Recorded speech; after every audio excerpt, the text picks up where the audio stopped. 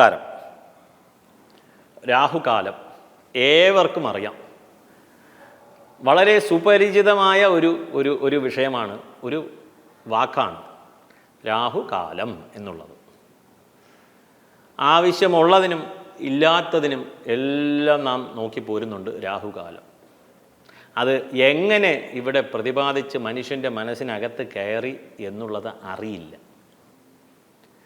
രാഹുകാല സമയം ഒന്നും ചെയ്യരുത്, തുടങ്ങരുത് എന്നുള്ള കുറേ വിഷയങ്ങൾ മനുഷ്യ മനസ്സിൽ ഇന്ന് അശാസ്ത്രീയമായി സെൻറ്റിമെൻറ്റോടുകൂടി മനസ്സിനകത്തുണ്ട്. സെൻറ്റിമെൻറ്റ് മാത്രമേ ജയിക്കുകയുള്ളൂ. നമ്മളുടെ ഏവർക്കും നമ്മളുടെ മനസ്സിൽ സെൻറ്റിമെൻ്റ് എന്ന് പറയുന്ന ഒരു വസ്തുതയുണ്ട്. രാക്ഷസനാണ്, സെൻറ്റിമെൻറ്റേ ജയിക്കൂ.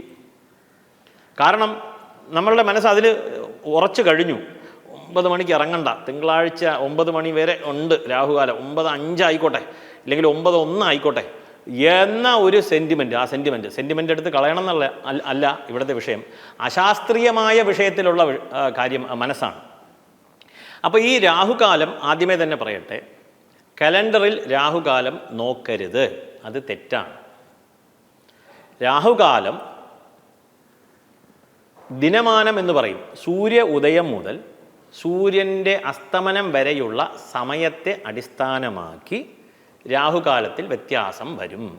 അപ്പോൾ അതായത് ഉദയം 6 മണിക്കാണെങ്കിൽ അസ്തമനം 6 മണിക്കാണെങ്കിൽ അത് തിങ്കളാഴ്ചയാണെങ്കിൽ 7:30 മുതൽ 9 മണി വരെ.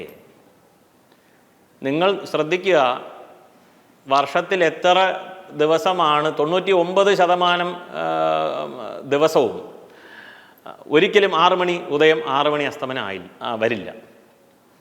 അങ്ങനെയാണെങ്കിൽ ഈ നോക്കുന്നതെല്ലാം തെറ്റിയില്ലേ? 7:30 9 ആവില്ല.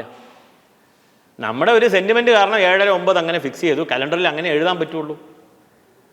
അപ്പോൾ ഒരിക്കലും അങ്ങനെ സംഭവിക്കുന്നില്ല. 99% ദിവസങ്ങളിലും 6 മണി ഉദയം 6 മണി അസ്തമനമല്ല. ഇനി ദേശത്തിന് അനുസരിച്ച് ഈ സമയം വ്യത്യാസമുണ്ട്. ഇപ്പോൾ ആസാമിലൊക്കെ പോയി കഴിഞ്ഞാൽ അവിടെയും രാഹുകാലം കാര്യങ്ങളൊക്കെ ഉണ്ട്. പക്ഷേ ഉദയം 4 മണിക്കാണ്, 5 മണിക്കാണ്.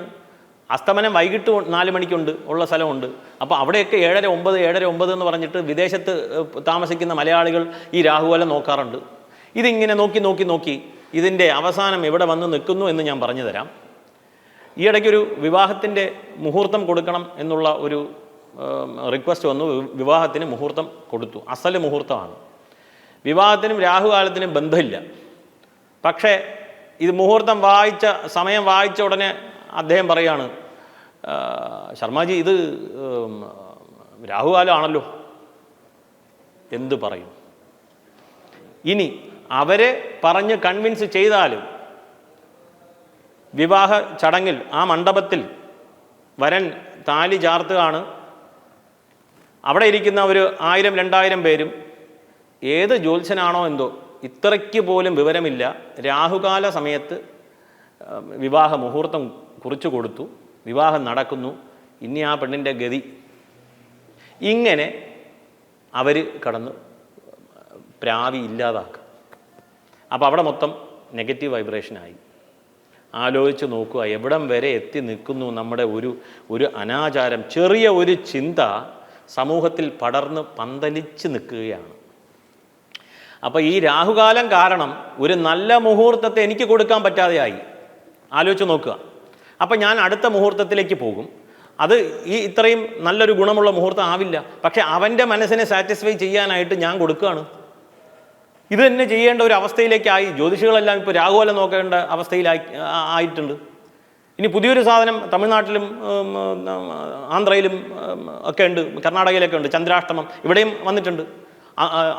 അഷ്ടമത്തിൽ ചന്ദ്രൻ സഞ്ചരിക്കുന്ന ആ ദിവസങ്ങളിൽ പുതിയ പരിപാടി തുടങ്ങാൻ പാടില്ല എന്നിങ്ങനെ ഈ മുറി ജ്യോതിഷം അവിടെ ഇവിടെയും പഠിച്ചിട്ട് വീഡിയോകൾ ഇറക്കി പൈസ ലഭിക്കും. യൂട്യൂബിൽ നിന്ന് നല്ല പൈസ വരുമാനമൊക്കെ ഉണ്ടായിട്ട് സന്തോഷമായിട്ട് ജീവിക്കട്ടെ.